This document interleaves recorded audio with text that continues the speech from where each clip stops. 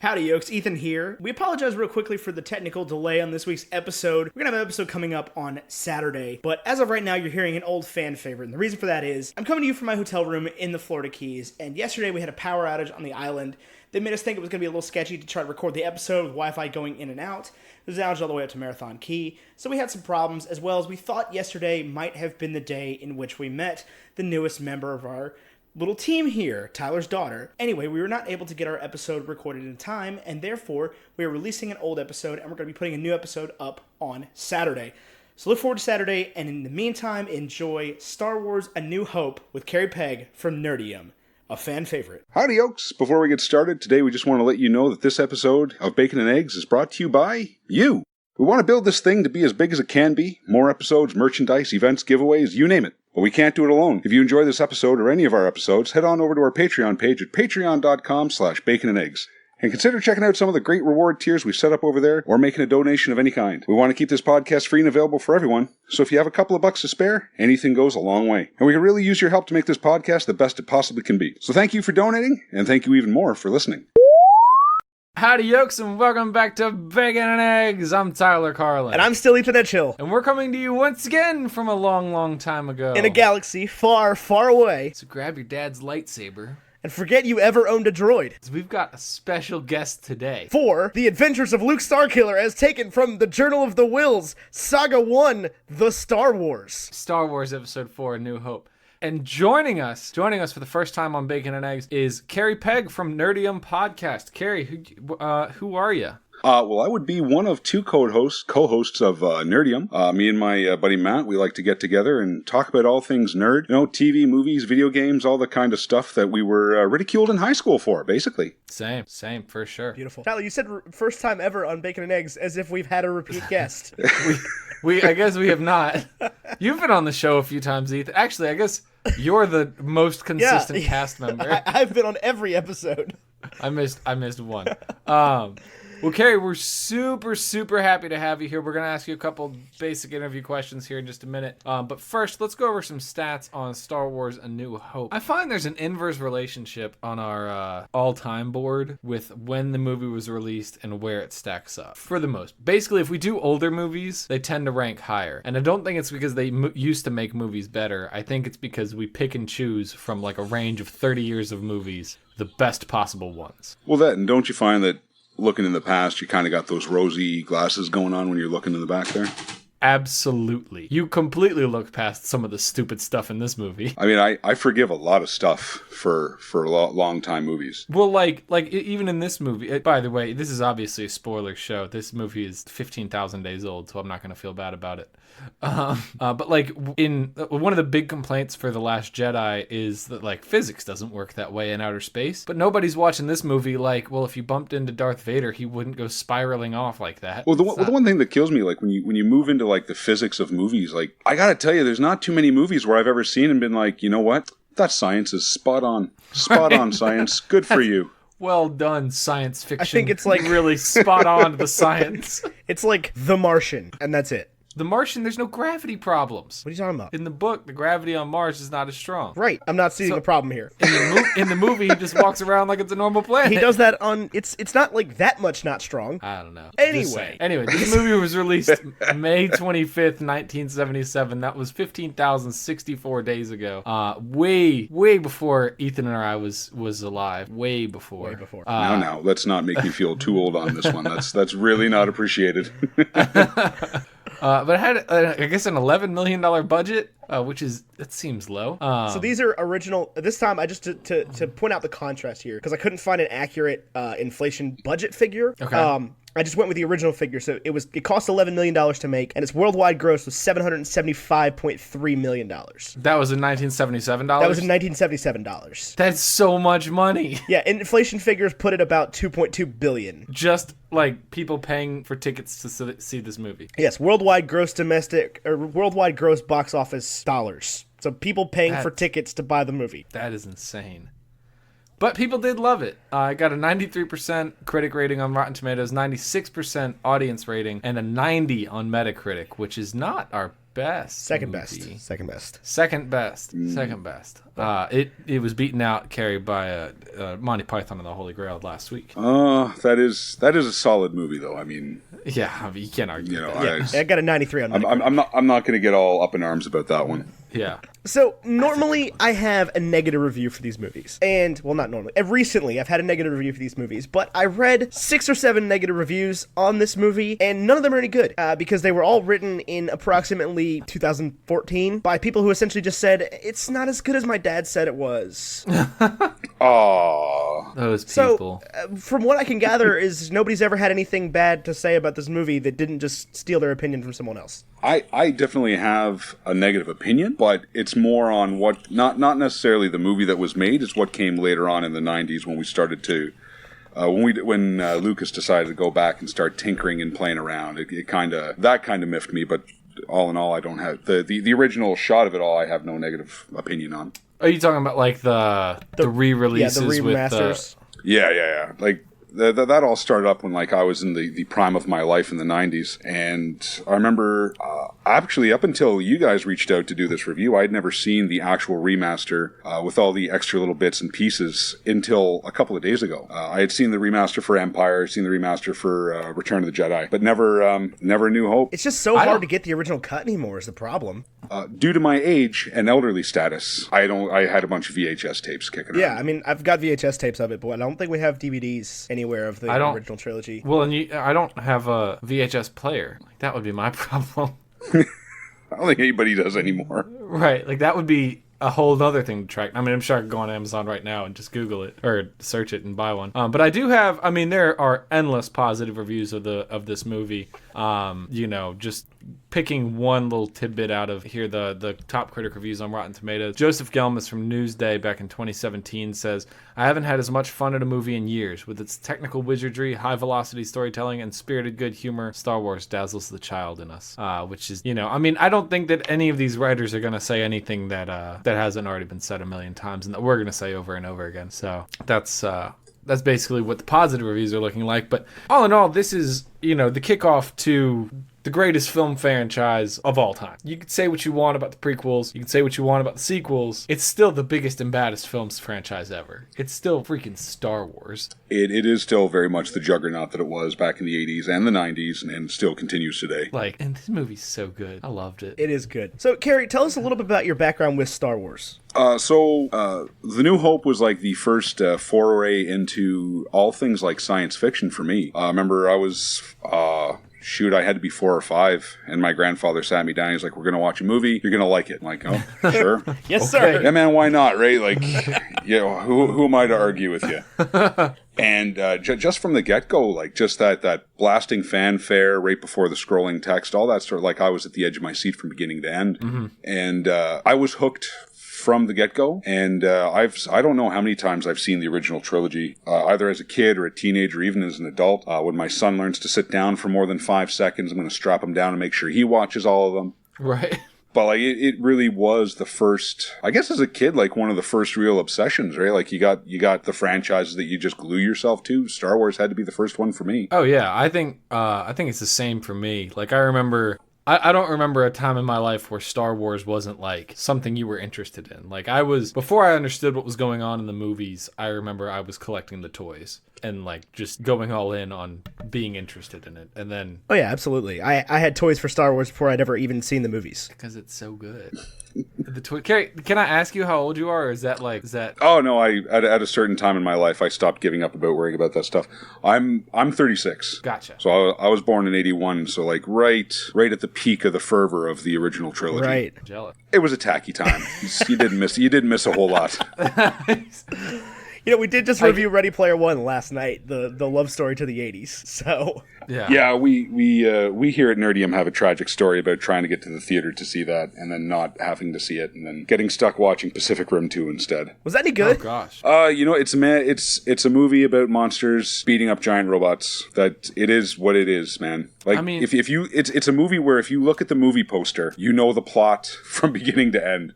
Is But it like, it's a fun popcorn movie. I feel like all the previews I've seen, it's exactly like every episode of Power Rangers, where it's like, we've got the robots, and we're fighting the giant monsters, and we beat the giant monsters, but then the giant monsters come back even bigger, and now we gotta find a way to fight the bigger one. That's not an unfair assessment as to some of the major plot points of the movie. But it's a good sequel to a fun movie. Like, if you like movies like Godzilla and like the big Rock'em Sock'em sort of, Kaiju I'm just going to movies. turn my brain off. I'm not going to worry about the script writing in this. I'm not going to worry about anything. But I just want a visual and audio feast for a little while. That's what you're going to get for that movie. Well, that's good. I feel like there are ways to do that wrong, though. Like yeah, we can just turn our brains off, but like the first Transformers movie is totally watchable. The last Transformers movie, terrible. Yeah, that's not unfair. Like with that being said, I had more fun during the first one, but that's because the first one was brand new and I didn't know what to expect. Yeah. In the second go around, you know what the Jaegers are, you know what the kaiju are, you kind of understand the world that they live in. So it's not as new. You don't have that sheen, that you can get off of watching a new franchise start. But Right. It's not a bad movie, man. Like it's a good big screen movie if you have the money to throw away the ticket. Well, and I think it's properly ambitious because it's not often we get new franchises with almost no source material like ever anymore. Exactly. recently. You don't see a lot of new movies. No. Even like Because the first Ready one, Player One is a book. the first one came out like what, 5 years ago, something like that. Yeah. Something like that, yeah. We were in college. Saw it with It Hunter. wasn't bad. Yeah. It's a good fun movie. Like it's nice, it's different. The sequel is it's good on a big screen. Yeah, fair enough. But if given the choice between paying full price to see that or waiting for it to come on Netflix, you'd probably be happier waiting for it to come on Netflix. Fair enough. Seems like a fair assessment. So what'd you think of Star Wars this time? I'm just so excited to talk about this movie. Sorry. So this time around, I loved it just as much as I loved it when I was a kid, man. It ages so well. It does. Shockingly well, yeah. All things considered. You just automatically forgive a lot of things. You're like, oh man, Star Wars. Like the crawl happens, and it's like a good crawl this time instead of like talking about Naboo. Turmoil in the Galactic Senate. And you just hear that bang, and you're like, oh my god, it's happening. It was like when I was making my notes, I just kind of had it like it's like slipping into like that nice pair of slippers you have at home. They're just there waiting for you. They're just the right fit. They're the right comfort. You just feel at home when all that starts up. Oh yeah, it felt like because we just reviewed all the prequels and Rogue One, and so it felt like coming home after a long journey. Yeah, it's like, this is where I belong. I told Tyler this is how we're gonna feel because he's a prequel apologist. He loves the prequels more than he's willing to admit. And I'm just like, just wait till we get to like a good movie again. We did. I mean, Ready Player One was a good movie, so that was, and so was. I mean, we also just did Monty Python, which was a great movie. Yeah, Monty Python's always good to go through. Yeah, that was a good break. But yeah, I also am a bit of a prequels apologist, but I think I know it's a guilty pleasure. Like, I think I'm watching it and I'm like, I love this, but I understand that everybody else does. like the reasons I love this are the reasons everyone else hates it, right? Like, I can find things in the prequels that I enjoy, and I can watch the prequels and not be as violently ill as most people are about it, but they're still trash compared to the original trilogy. Oh, absolutely. But I mean, again, it's like, it is still Star Wars. Like, there are lightsabers and Jedi. Darth Vader's in one of them. That's pretty cool. Oh, look, there's goes Darth Vader. Awesome. Yay, Darth Vader. Hey, Darth Vader. Fan service. Blue milk. Yeah, man, that was an uncomfortable scene for me. I don't know why. It just felt really uncomfortable when he did that. He was just so angry about it. Yeah, like I work out in the country where there's a lot of farms. If I ever had a farmer milk a cow and then just like dead glare me while he drank the unpasteurized milk, I would just walk away. Like, excuse me, sir. No more job. Just walk away. Well, you know what? I'm just going to see myself out. There's no need for me to be here. I'm out of here. That's the best way I've heard that whole scene described so far. Because a lot of people have been able to sort of express their discomfort. Right. Oh, man. So... I'm going to bring it up ahead of time.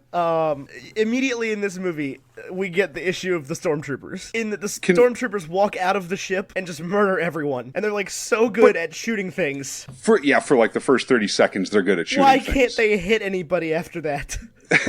Because, Ethan, everybody knows this. Vader told them not to hit anybody. Vader wants him to win. He's using his force powers because he's the chosen one. Luke's his son. That's the whole thing. But at that point in time, at the beginning of the movie, Luke is nowhere on the ship, and he knows Luke is not on the ship. He's clearly not there for Luke, though. Oh, yeah, okay. But by the way he lectured her like an angry manager at McDonald's to the fry cook, I'm not sure he was too concerned about it. I mean, he uses the probe and he like sort of protects her. He's like, wait, don't kill her. We could find another use for her. Anything else? That sounds like an inappropriate comment for a father to be making at his daughter. I mean, you could see it that way. I did see it that way. I was thinking maybe like we could use her as a ransom or something, but I guess the creepy dad thing, that's one way to look at it.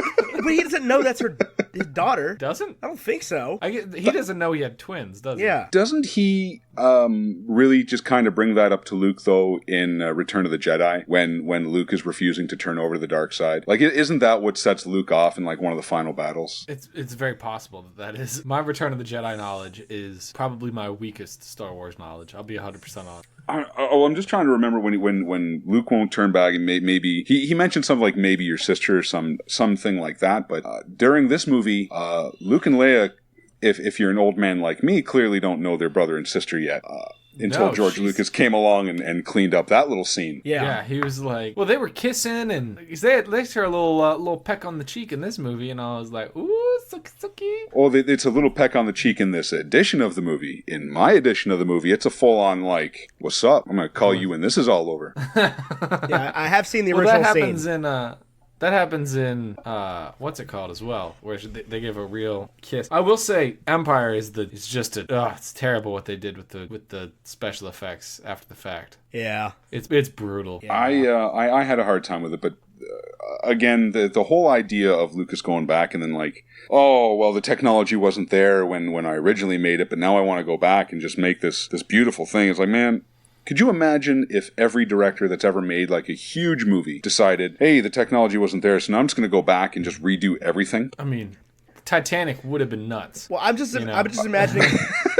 I'm imagining Peter Jackson going back to Lord of the Rings and being like, nope, that was good. Yep. Yeah. I did not that one up. Right? I'm pretty pleased with how that one came out. I up the later Peter, ones. Are you going to redo the movies? No. Oh, man. Oh, so this is the first time I've, like, watched this movie critically to try to, like, obviously I've tried to pick out flaws in it and stuff, so I found a few that I can overlook, but this movie's pretty bad on the canon, which proves to me that George Lucas is a liar in that he's like, I had the whole thing planned out. No, you didn't. No. I remember reading him on that statement and just, like, calling BS, like, right then and there. You wouldn't have had Luke and Leia making out. Right. Obi-Wan would have never said the line about it. I can't recall ever having a droid. Right. He wouldn't look at R2-D2 and be like, what's that? Right. I've never seen an astromech before. Right. I think he did plan out the hello there thing, though. That must have been on purpose. I busted out laughing when Obi-Wan Kenobi's first line in this movie was, hello there. Well, I mean, he's a gentleman. You say hello first. Talking to a droid. It's been so overplayed with the prequel scene with General Grievous, and it's completely taken out of context in that like it's a thing that he says to droids. Apparently, it's canon. Right. The funny thing about it all being canon and all that jazz is, aside from the prequels that suddenly gave R2-D2 rocket boosters up his and everything in between, like you would think that from Anakin being a little kid on Tatooine building his own protocol droid. And then in the opening sequence of A New Hope, you see C-3PO and R2-D2 running around, and then there's another protocol droid coming in behind them, and there's no improvement on technology. It is the exact same. Well, and we're looking at like 30 years difference between the two events, roughly, 30, 40 years. Well, I think that's actually intentional. This is where I sort of see some of the genius of Star Wars. And I've talked about this before, because the protocol droid that Anakin builds is the same as the one that is on the ship at the beginning of The Phantom Menace. Yeah, it's like built from a kit. Like right. And the fact that the technology hasn't advanced, I think, shows the oppression of the Empire more than anything else. Because, like, at the end of Revenge of the Sith, there's some sweet technology going on in that universe. Like, the Senate's got these big floaty chairs and everything, and there's all this cool data, and there's battle droids and all this stuff. And then by the time we get to A New Hope, it's like they are using, like, touch-it light boards. Like, what are those things called from the 90s? You put the pegs in and they light up. Light brights? Light Oh, bright. the light brights? Yeah, they're using light brights to plan out attacks. You know what I'm saying? Like, I think that's part of the reason, because if the Empire isn't oppressive in any way, then they're not really villains, and the rebellion is just a rebellion. So, you know? Yeah. So, Phantom Menace takes place, 28 years before Battle of Yavin? Something like that? 30 years? Yeah, I don't know. Sure. Yeah, so BBY is a very strange concept to me. I was led to believe that was like the height of technology in the day. I believe it, man. That Nubian starfighter was sweet. It was all chrome. Yeah. So what I'm saying is, like, the war broke out then, and it progressively got worse. There was the trade blockades. That can't have helped. You know, everything like that. I don't know. It makes sense to me. I'm cool with it. It was a good way to kind of play everything backwards, because obviously they didn't have the technology in 1977 they did in 1999 to make all that stuff. Yeah, but okay, Ethan, I hear you there, but in 2017, we got a pretty good look at what it could have looked like in 1999 if you just didn't do the old, like, the upgraded technology. You know what I'm saying? Yeah, like, but that's because... like Rogue One and them look like the original trilogy. Agreed. Yeah. They're compensating for the mistakes that George Lucas made in the late 90s. So many mistakes. And like this whole franchise has just been cleaning up after George Lucas's mistakes. That's because George Lucas had the world's best idea and was not the best person for it. Right. But that, and then on the other hand too, you also have, like, all of us, especially if your first foray into Star Wars is like the original trilogy. It's like you cling on to that emotion and that feeling you had the first time you went through the trilogy. Like, this was it. This was your life. This is where it was going to be for you. Anybody to do anything after is you're going to look at it with a different set of eyes, and you're going to go hunting for that emotion that you first found it, and it's probably not going to be there because you're not a little kid watching a lightsaber battle for the first time. Oh, you know, yeah. There is always that, you know, you're not going to have that same hard hitting emotion you got the first time you saw Star Wars that made us all latch onto the franchise. I completely agree. Well, I mean, I go ahead, Ethan. George Lucas collectively wrote, like, there was sci-fi before Star Wars, but George Lucas wrote all of that out of history. Like, nobody thinks about the pre-Star Wars time as being a time where there was science fiction. I don't think about the 60s at all. But, like, I can't say I was around for any of it, so I really don't worry about it too much. But that's what I'm saying. It's like, this is... I will say this, as far as integration with films since the original trilogy, and I didn't think I was going to say this, but because we just did it, like, I accidentally figured this out for myself. I think if you're going to introduce someone to Star Wars who's never been a part of it before, and you're going to say, listen, there are 9 of these movies, okay? You have to, if you start, and 2 of the newer ones are very, very good, right? You need to see what the fast-paced version of this looks like and what the original trilogy version of this looks like. So what we're going to do, and I can't believe I'm saying this, I think you should start with Rogue One. Because the Rogue One A New Hope story is so connected. Like, they talk about, like, everything with Leia is about the droids, is about the, you know, everything is about those Death Star plans from the data packs. And if you watch Rogue One straight into A New Hope, I think it really connects well. And it gives a viewer who's not as familiar with Star Wars, like, a trial movie that's good enough that, you know, I think can hook somebody into the series, and then gives them A New Hope, which is just amazing, and it doesn't spoil the reveals in Empire, and it doesn't, you know, it's not a bad thing. It's like a replacement for the prequels. You can start with Rogue One into A New Hope, and then you go from there. 5, 6, 1, 2, 3, 7, 8. No, that wouldn't be a bad idea. Like, that would be a pretty good way of slowly getting somebody in there without them being too lost in the weeds. Well, yeah, and I think the other thing that's great about, I don't know how I got stuck on Rogue One, but I think one of the good things about Rogue One is that all the characters do die. So, you know, if you introduce somebody to Star Wars and you're like you almost get a second chance if they're like, I didn't like that movie. It's like, well, no problem, because they're all dead. Let's try again with the New Hope. Don't worry, they're wiped. They're not coming back. Yeah, you don't have to worry about any of them. Their character arcs were stupid. I agree. Let's move on. But if they did like it, you're like, I know, isn't Star Wars the best? So that's, yeah, I mean, it's a good way to hit the ground running. Yeah, that's my 2 cents. Because you don't, like, if you're not familiar with late 70s and 80s cinema, like, if you're not a person who watches that and naturally enjoys it or naturally gets sucked into it, I think you have a hard time watching Star Wars. Do you agree? Do you disagree? I don't know, because I think Star Wars kind of stands alone on its own. Like 80s cinema could be a real dumpster fire, but Star Wars was like its own. I really don't have too many words to put it. I mean, it was just its own thing. Like, it doesn't. you can't grab a bunch of movies from the 80s and then put them beside Star Wars and be like, these are great movies. You know, this is what the 80s represents. Star Wars, to me, always seemed like it represented its own thing. I can jive with that. I wasn't there for the 80s, so I was not there. Well, that's what I was getting to earlier. Like, this is year zero, essentially, for sci-fi. It's like everything that was before this happened before Star Wars. Everything after has happened after Star Wars and has thus been compared to Star Wars. So from like my standpoint, the science fiction that I was shown prior to Star Wars, like my granddad was a huge movie buff, so it was a lot of movies from like the 40s and the 50s and the 60s and the 70s. So the science fiction for me was like the weird B movies, you know, giant radioactive monsters, or the Fantastic Voyage, or Mission to the Moon, like all these really weird science. But it was like weird, campy science fiction. It wasn't like it wasn't like serious drama. There's some stuff about to hit the fan. It was just like, we're going to build a ladder to the moon because it's the 50s, and why the hell not? So it really, you're not wrong to say science fiction before Star Wars wasn't much. Now, what is your take on science fiction immediately following Star Wars? Like, what are your views on Back to the Future? Like I love Back to the Future. That's right. Welcome to Bacon and Eggs. Welcome to Bacon and Eggs. But like science fiction as a genre, to me, there's all kinds of stuff that I can pick and choose from science fiction that I love.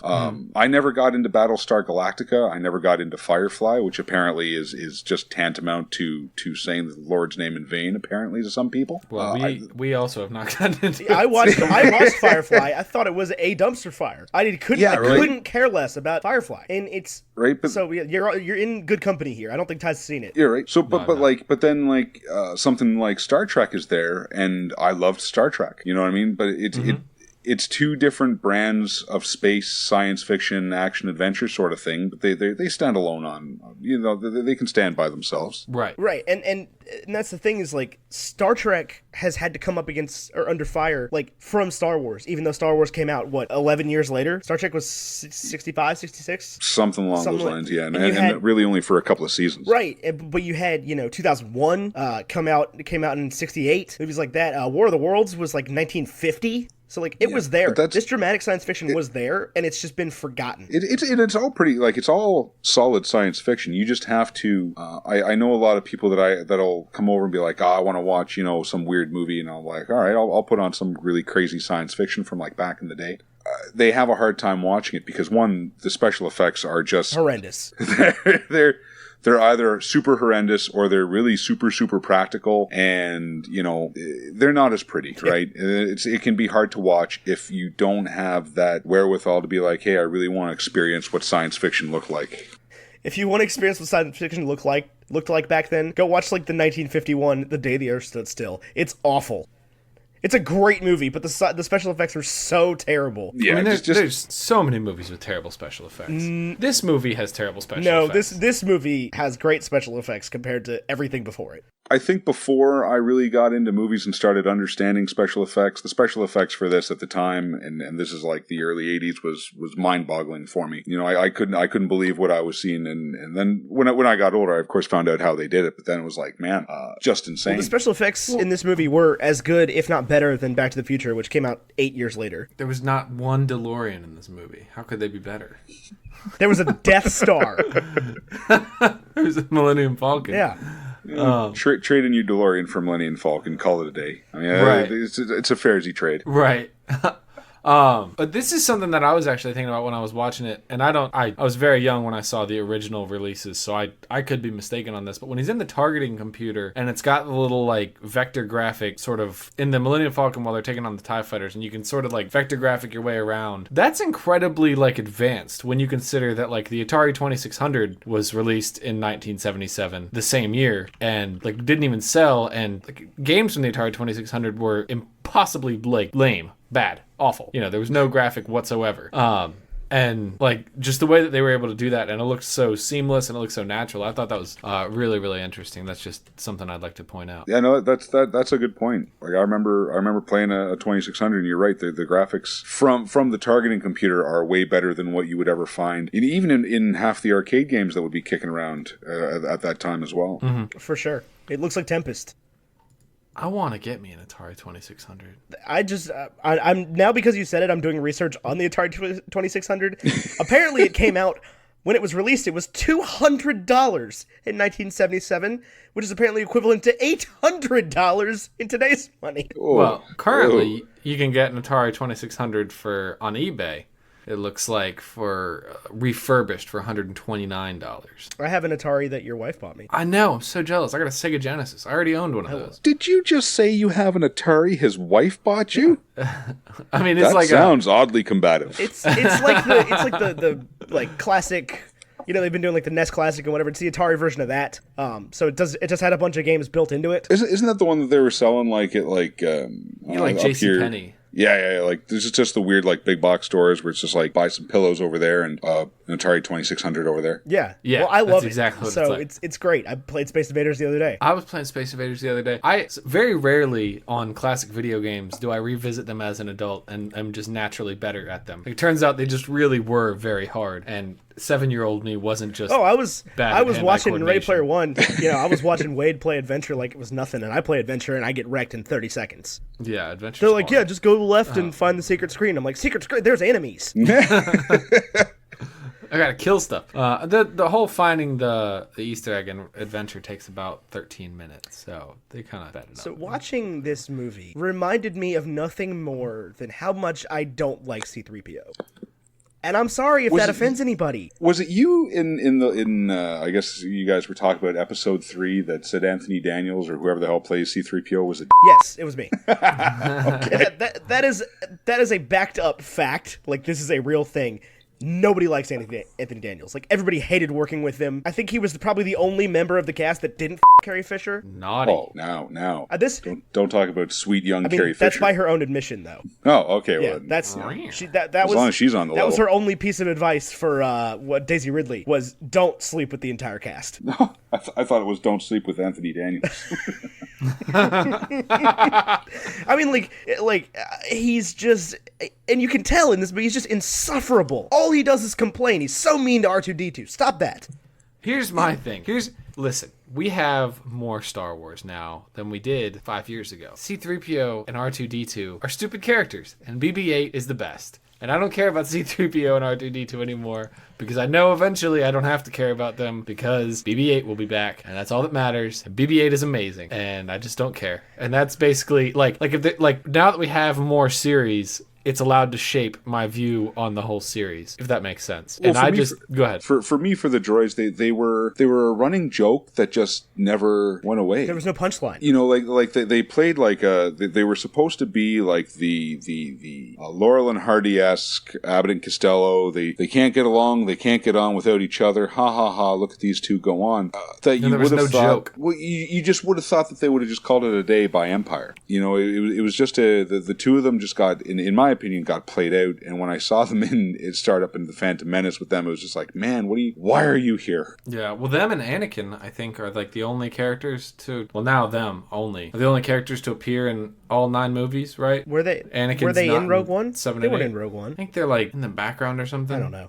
But I am generally a fan. Well, R2's in Rogue One. He's the one that gets the plans. Oh yeah, right? No, I guess Leia gets the plan. plans. She gives them to R2 in the first scene of this movie. Anyway, Yeah. I am generally a fan of the comedy that occurs when one character speaks English and the other character doesn't, and only that person can understand the other character. I like that. But there's a better example of that in this movie With Chewbacca? with Chewbacca and Han. Yeah. I guess that's true. There's 2 of those little bilingual buddies. Right, it's but I like that where you have to reveal what that person said by their reaction. Like in Ocean's 11 when Yen speaks in Chinese and everybody can understand him and they just talk to him like it's in English. I love that. It cracks me up. But with C3PO and R2-D2, it doesn't, because all C3PO does is the whole time, the entire movie. All he does is complain. Yeah, that's not unfair. He pretty well sells himself to Owen. He's a droid. Why does he care? I have no idea. Maybe he's really excited about moisture No, farming. but why is he upset? Why do things bother him? Well, we've discussed this a few times, is that the droids in Star Wars, they just get to have feelings. And that's just K2SO going to have wouldn't to be have something you're okay with. K2SO would not have Here, sat droid, there and have been some like, feelings. I hate sand. Which I guess father like son, since C-3PO clearly hates sand. Well, wouldn't you if you were a robot, getting all up in your gears? Definitely, and he gets 90% submerged in oil. Yeah, that was a weird thing. Do you think Anthony Daniels had to do that? Yes. Or did Probably they in just his rider. I'll be in your movie, but I want to get submerged in oil, and it better be hot this time. You make me wear that suit, I better get something out of it. Like, legitimately, the only funny thing C-3PO has ever done in 9 movies is say the line about the red arm. You probably didn't recognize me because of the red arm. I don't know. Yeah, I it was hate probably- C-3PO. So, I have a question, and maybe y'all can answer this for me. Why are stormtroopers so dumb? They, at the first scene, when Darth Vader's like, I want this whole ship searched for the plans, and they start looking, like, behind shit. Like they're just gonna be sitting there behind a pipe with a big... Hey, if Vader says check the whole area, you check the whole area, man. Comb the desert. big sign that says, we ain't found... Comb the desert. You think we're being too literal? Like, there's not gonna be a big sign that says Death Star plans. Here they are. But there's a lot of stuff like that. Like, even when the escape pod breaks out from the initial onslaught there, and they scan it, they're like, yeah, there's no life form, so, just let it go. It's the dumbest thing I've ever heard. Shoot it anyway. Family Guy did a good bit when it was like, well, are you paying for the laser beams? Like, okay, let's not shoot that one. But in a world where you know that droids are up and moving around and just doing their own thing, like, you have to assume that just because you don't see any humanoid life forms on there doesn't mean there's not a bunch of droids with valuable shit going on down there. Like, well, and only like 6 hours ago, K2SO was just shooting all of your men down on whatever planet that was. Like, clearly droids can rebel and fight back. they can become an issue. So just K2SO units are out by this destroy point. everything. K2SO units disappeared in like the 3 hours between the end of Rogue One and the beginning of this movie. So whatever happened there? Should have had a better rider, man. Should have had the Anthony Perkins rider. This movie's so great. Also, Anthony Hopkins, Anthony Daniels. Anthony Perkins is Norman Bates. Yeah, I was gonna say. I tried to say Anthony Hopkins. That's Hannibal Lecter. Apparently, I'm stuck on serial killers. Hannibal Lecter. Would have been a great addition Anthony to this film. Daniels. Anthony Perkins is Norman Bates. Although he probably would have made a better C-3PO. He probably wouldn't have bitched as much. Probably wouldn't have been a bit calmer about it anyway. I just got so excited when this movie started and like Bail Organa's ship like zoom over the horizon. It felt like an old friend. This movie is an old friend. Exactly right. Like it's coming home to a nice warm bath, man. It's especially since you guys have just trudged your way through the prequels. Just everything felt right again. The score in this movie is amazing, by the way.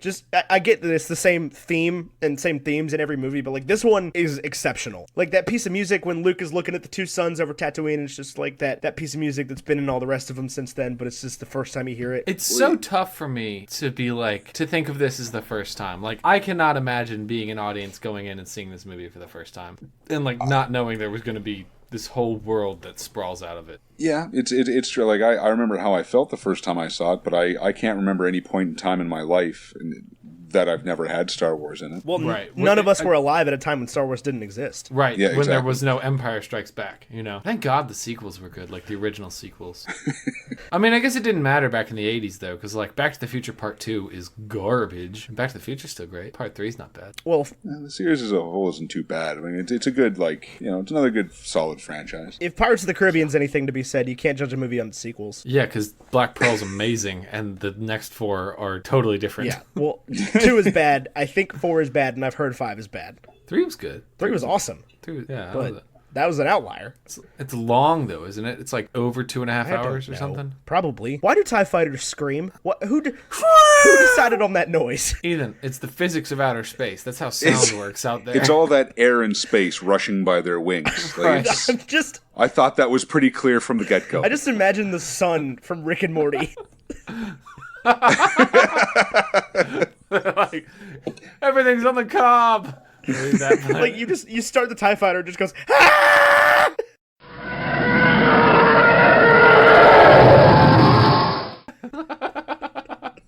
I have no idea what the TIE fighters scream, but I think it's a cool noise. Like, it's so...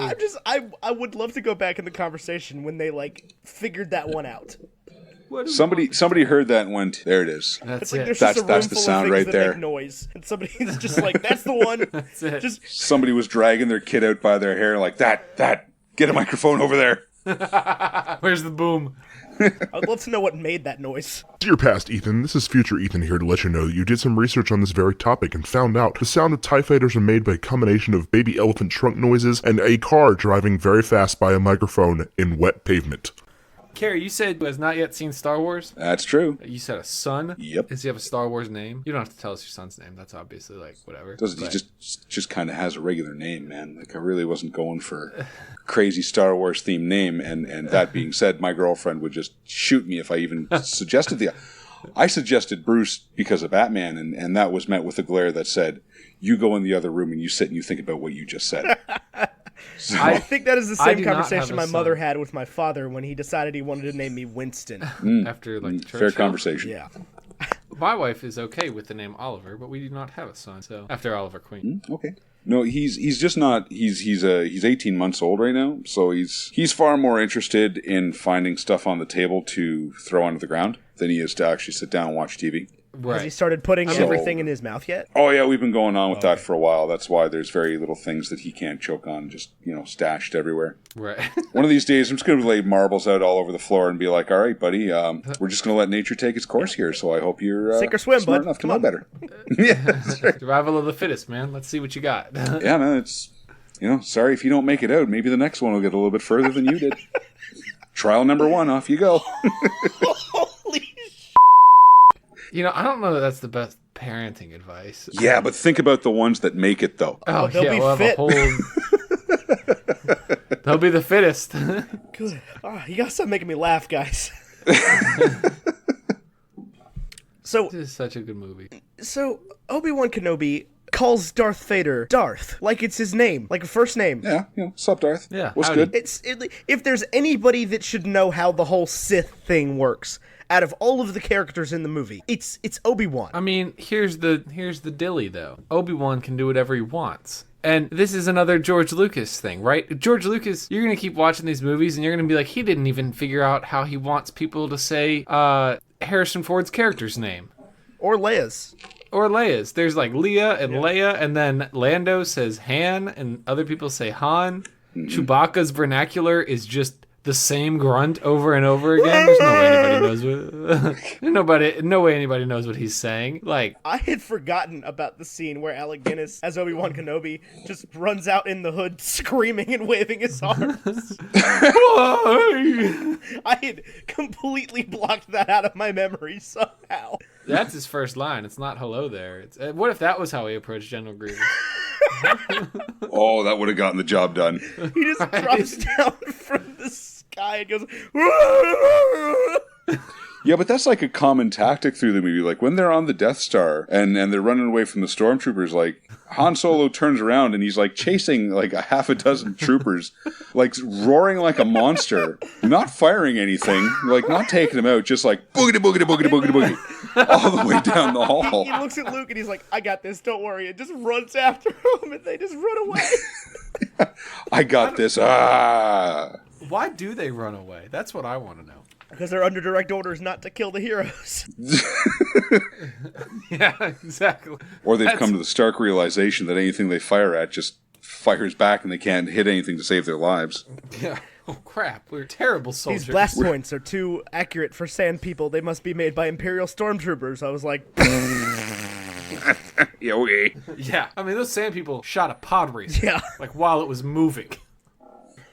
they were also very much ready to just assassinate Luke. Well, I mean, I get it that they're territorial. What are you doing on my chunk of sand? They Get off could have my just sand. sniped him right out of the speeder. Movie over. Done. A chunk of sand. Darth Vader wins. Game over. Darth Vader kind of wins in the end.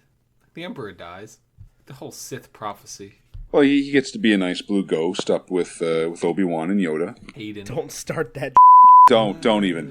Let's not even. We've already discussed my opinions on Hayden Christensen. There's no need to turn this into a very R-rated podcast. Oh man. Have you seen Looper? It's so bad. No. No. Okay. I've never been so disappointed in my life. Yeah. Same. Pretty much. You've never been so disappointed in your entire life. No. I've disappointed many people like that in my life, but I've never been so disappointed. Interesting. As 'Cause you have- with the prequels, correct? Or Yeah, when as with the Hayden prequels. No, it is because you have to like the opening. Like we talk about how great this movie is. This is the Darth Vader was the first villain. I was like, I like the villain. I'm cheering on the villain. Like, yeah, man, force choke that guy. Go for it. To take this huge hulking badass and turn him into just a moody kid that's not getting his way and moping and just, oh, my life is so hard. I can't do this and I can't do that. I couldn't handle it, man. I was looking for like at the beginning of New Hope where Luke's kind of having it out with his uncle and he's getting really pissed that he can't go to the academy and he's kind of like he's getting angry about it. I never got angry from Hayden Christensen. I got mopey depressed because I can't have my way. So the academy is the Rebellion Flight Academy? Is that what's like? I was never sure about that. Like I thought he was. The first time, is there like an independent like, flight academy that trains everyone and then they go kill amongst themselves? I thought it was for the Empire. I thought it was the Empire Flight Academy. Ah. I mean, yeah, that's what you would believe, like, because are the Rebels going to have a flight academy? The Rebels can't have a flight academy. The Empire would know where it is. It wouldn't be that hard to find out if a moisture farmer from Tatooine can just go there. Yeah, and that's it. Like, I was, when I've watched these movies, like, at an older age, where you kind of start to understand, like, the Empire's role, the Rebellion's role, like, yeah, like from our perspective, from what we're seeing, yeah, the Empire, not really particularly nice people, but I mean, they're kind of just, you know, there's a lot of other planets that are just kind of getting along, paying their taxes or doing whatever they have to do, and then for the most part are being left alone. It's the rebels that have come along and been like, yeah, we don't like having an empire. So to me, Luke was just like looking to join the Empire as a pilot. Well, but he talks 5 minutes later about how much he hates the Empire. Yeah, but I think it's it's a job. You get to be a pilot. You know, that's just what I was wondering. Like, is there a Rebel Flight Academy? Like, or is he just going to go join the Empire? Well, he says him and Biggs are friends, right? Yeah. And Biggs is in the Rebel. That's what I'm wondering. Team. Like, because he talks about Biggs on the Falcon. And it's like, man, we used to. I don't know what it says. So there has to be an academy. He says his name. There has to be a Rebel Academy. Yeah, I guess so. Teach you how to rise up against the establishment. I don't know. Maybe Solo will tell us that, since Han was kicked out of the academy for having a mind. Well, that'll teach him. Yeah, that's what the trailer says. Han didn't have much of a mind. Well, I guess he takes care of himself, and that's all he's good at. Yeah, all he cares about is money at first. And then he cares about the power of friendship. Yeah, and money. And money. More money. More money. Just buy that friendship. That's right. I mean, what's wrong with money and friendship? So let's run down the plot of this movie real quick for those who may or may not have seen it in a while. What plot? It's just like a series of activities until the Death Star blows up. Just bright lights, whooshing sounds, and screaming TIE fighters. Yeah. I'll tell you one thing, is this movie is like real slow to develop. Like, things happen plot-wise, but it's like small things. Yeah. Like, Luke meets Obi-Wan. Obi-Wan and Luke meet Han. Han and Luke and everybody go, they fly away to Alderaan. They find Alderaan, oh, it's not there. On to the Death Star. Small little side quests to get back off the Death Star with Leia. Now we gotta blow up the Death Star. Big deal. Huge rebellion army. Big old dogfight space battle. Big thing happening now. And it's a little weird to me. Where, like, the last act of the movie is like, we're gonna go full in now. You know what? We've been doing just little things up to now. This is a big deal. It's been a slow burn, but me and my friend here got a tank of kerosene we're about to throw on this. Right. Well, the rebels didn't know they were getting the plans. They were prepared. Right. But it just didn't seem like the rebellion to me seemed like this, band of 6 or 7 people, and then all of a sudden it's like, oh, there's a whole rebel army with their own like designed ships and things. Although, as we learned in, I guess, episode 8, the same people are selling all the ships. Well, I mean, but you learn in Rogue One that, and obviously this hasn't happened in 1977, but you learn in Rogue One that, like, 12 hours ago, Jyn and her buddies left on Rogue One against the orders of Mon Mothma, from the rebel base on Yavin. Right. So, I mean, there's a rebel army there. They exist, and they all wear orange. What would you wear if you were a rebel army? I don't know, not, like, prisoner jumpsuits. Ooh, probably all they have, because they broke out of prison. Imperial prison. Space prison. Space prison. Guardians of the Galaxy wore yellow. Space Except prison. Drax. Well, speaking of space prison, like, I understand that, like, Leia was getting spoken to with that interrogation droid and all that jazz, but, like, when Luke walks in, for a woman that's been tortured and God knows what's happened to her, she's awful, like, chilled out and irritated that he's there. Like, who the heck are you, man? It's like, I've just been put through like a lifetime's worth of agony and despair, but who the heck are you and what the heck are you doing? Well, I guess he does walk in a stormtrooper outfit. Yeah, but she's like, aren't you a little short to be a stormtrooper? Right, she's so not in pain and relaxed, and she's like sprawled across the couch. She's all, what's up? Here's some candles, a little bit of potpourri. And aren't you too short to be a stormtrooper? I don't. Here's my thing about that line: is A, Luke doesn't seem that short to me, and B, if you pay attention to this movie, the stormtroopers are just a completely inconsistent height. Some of them are tall, some of them are short. Nah, whatever. We're just gonna roll with it. this is after they've all, like, the galaxy has agreed to just be like, you know what, the whole cloning thing, not a great idea, so we're just going to scrap that. So you have to assume there's going to be some variation in size of stormtrooper. Well, you have to be, and it's not, you have to be 6 foot tall to ride the Empire. But it's not like the armor Leia that he was was 6 wearing foot tall. was like hanging off him or anything like that. Yeah, that's the other thing. Is like that armor fit. Yeah. Like he's not the world's busiest shooting boy in daddy's armor. He's wearing armor that fits him. Like he's wearing adult armor. Right, and he looks like an adult. He also, like, I still think of Luke as being older than me. Like, the way he acts and things like that, he definitely says things that, like, a 19-year-old would say. But I don't think that Mark Hamill looked 19. I don't know. What do you think? No, not really. No, rewatching it, he definitely looks younger, but that's because I just saw him, like, dead-eye somebody and drink unpasteurized milk, so, like... In his 70s. In his 70s, exactly. But, like, he looks young, but I'd give him, like, early 20s. Not much younger than that. 19 is also just a hard age for me to place. Like, I can picture a senior in high school. I can't picture a sophomore in college. Do they have that in Canada? A second year at university. Yeah, we would more or less.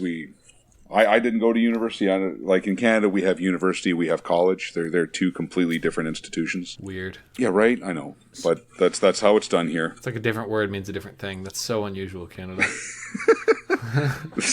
So he was 26 when this came out. Gotcha. Yeah, so that's okay. So I could see them kind of, because he does kind of have like a younger face, but like I wouldn't be giving him 19. He's quite the Joker, wouldn't you say? Ha What do you think? Are you, Cary? You're a big comic book guy, and you seem to be pretty involved. What do you? Can be. Yeah. What do you think of Mark Hamill, the like public persona? In kind of like how he carries himself. Yeah, just like his social media and like his interviews and stuff. Like just kind of who he is and stuff. You know what he actually comes across now. I kind of get the feeling that he's been kind of in obscurity for a while, and now all the spotlights are right on top of him. Right, and I don't think he knows how to handle it. No, I don't think he's had this kind of attention since the early '80s, or let's say up to the mid to late '80s. Well, in the mid to late '80s, you couldn't just get on Twitter and endlessly be interacting with fans. No, exactly. Like I every now and then I'll catch his Twitter pop up there, and I'll give it a quick read. Like I don't know, he doesn't come across as like a pedantic prick to me, but I mean, when it comes to dealing with like stars and all that sort of jazz, I just kind of take it for what it is. Like it's to me, what they do on screen and who they are in real life are two completely different things, and I really only care about Mark Hamill on screen. For sure, exactly the same way. But he just, I feel like he's been so active in the the public eye, sort of. I don't super keep up with like the celeb side of pop culture, what they're up to. But I just don't think, like, I think he thinks he's hilarious. I think the years of playing the Joker have, in some way, maybe to his detriment, given him the idea that he may be a little bit funnier than what he is. Right. And I feel like if I ran into Mark Hamill at, like, the bar or whatever, I don't think I would be like, oh my God, it's Mark Hamill. I could never approach him. I could never talk to him. And I feel like the way he presents himself is like, he thinks people think of him that way, and he wants to tell them that he's not. Right. But at the same time, like, you can tell that he's kind of like, I am a pretty big deal, aren't I? I'm Luke Skywalker. Right. Do you know who I am? I did blow up the Death Star. No, I think he's very, very approachable. I think he wants, like, he's okay with people coming up to him and saying, "Hey, oh my God, you're the source of all my childhood dreams when I was growing up." And right. I think he likes that, but I think he's also kind of because when Batman the Animated Series was going on, you heard very little about Mark Hamill. It was like, oh yeah, it was voiced by the guy that played Luke Skywalker. Like that's what he was for the longest time. He was the guy that played Luke Skywalker. Right. He, pardon me, he was a little bit obscure, but now with Star Trek kind of coming around the way that it has over the past decade or so, it's a lot of attention. He wants to be out there. He wants to make himself available. I don't know. I really, it's kind of hard to get a feel for it one way or the other. Do you think he's a good actor? You can be honest. If I was 100% honest, man, I love him as the Joker in the animated series. I love him as the Joker in the Arkham series. I love him as Luke Skywalker, and that is where my love with Mark Hamill pretty much rests. I think he's so tight, and maybe he's not, but in my brain, he's so typecast that I can't get past Luke Skywalker. Has he really done anything else live action, like a major role? Nothing comes to the top of my head. Yeah. I think he did some stage stuff for a while. I know he was like really into brand deals. Like, he did a bunch of commercials and stuff in the late 70s and early 80s, like because of Star Wars, and they would be like sort of Star Wars themed. Yeah. And he'll post those on his Twitter every so often, and they'll be like, you know, him in Germany singing about Coca-Cola in German, wearing like a, you know, gold jumpsuit or whatever. And I know he did stuff like that, but I don't know that he was ever outside of being Luke Skywalker, like a movie star of any sort. I didn't think he was a very good actor. I don't think any of them in this movie, except maybe Carrie Fisher, really delivered any lines in an impressive way. He has 309 that's just IMDb me. acting credits.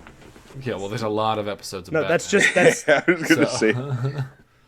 I don't think that's individual episodes. is- I think that's like things. I mean, I'm sure he was out there. Like when Star Wars was at its merchandising peak. Like, you know, I don't think he was being picked up as an actor. For some reason, I think I remember hearing that he wasn't really sought after because of Star Wars. Like, it wasn't.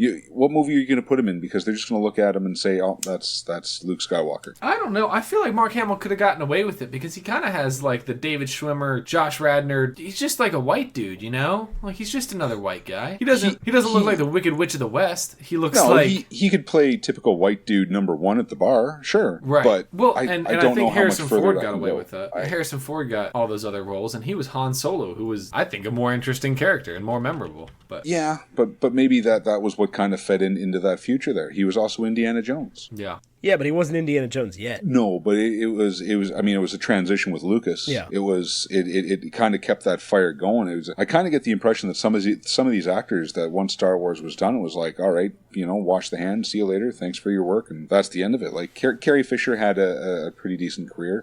Harrison Ford definitely had a solid career, but I think Mark Hamill just kind of fell by the wayside. And I'm sure that there's a story there. Must be hard being Luke Skywalker. And Harrison Ford really Maybe. was George Lucas's dude for a while. I forgot he was in American Graffiti in '73. And that was just it. Like he had like and that's before Star Wars. Harrison Ford was already somebody. He was already doing stuff before Star Wars. What was Mark Hamill doing? He was on 2 episodes of General Hospital or something like that there's the when he career. was like 10.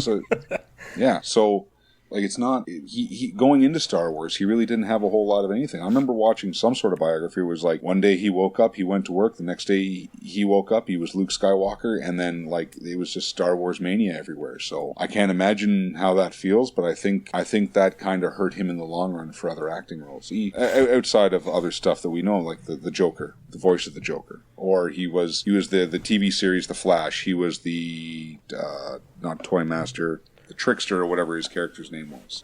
Yeah. Do you like the Flash TV show? I have fallen a season behind, but I enjoyed it. It was good, like, you know, it was pretty good TV. It wasn't anything like terrible. I liked The Flash more than I liked Arrow. Oh, see, I'm dissimilar to you in that way.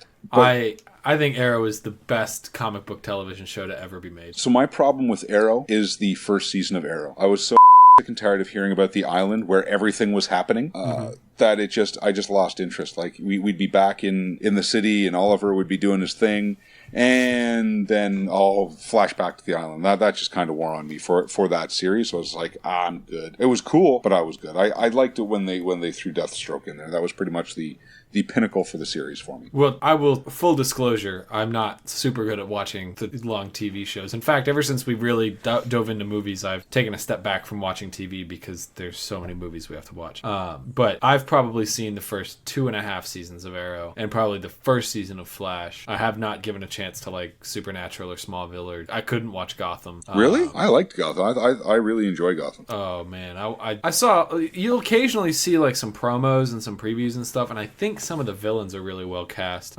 Based on what I've seen in some of like I think the acting from what I've seen in Gotham is probably the best out of all of them. Yeah. I don't like the Flash because Barry is a terrible person, and like I laugh because you're not wrong about that. Like he's not right. Like he doesn't make good about, decisions. Right, and the thing about the Flash TV show is that it feels to me like it's supposed to be friendlier than, you know, Arrow, which is like darker, and, you know, Oliver killed people for a while and all this stuff, and it's like, yes, it is, but Barry keeps messing with timelines and like ruining lives, and it's all about him. And he's a terrible willingly, person. and he willingly does that. He knows Right. that he is setting things into motion that he can't stop, and he just kind of, and he's warned by everybody and his brother. Right. Anyway, Ethan, you don't watch any I of don't. the shows. No, so- you're exactly right. I tend to stay away from things that are on the CW.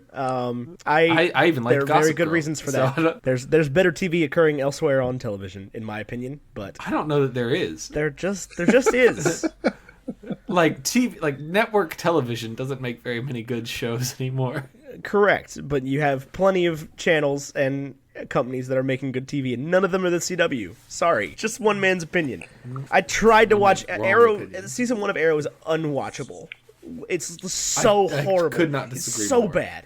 The acting is bad. The script is bad. The characters are bad. The whole plot is bad. Yeah, but it's such a guilty pleasure. It's like, not. Like Thea, until like halfway through season 2, the actress that plays Thea Queen, I can't think of her name, like can't even open her mouth because she doesn't know how to act at all. It's so funny.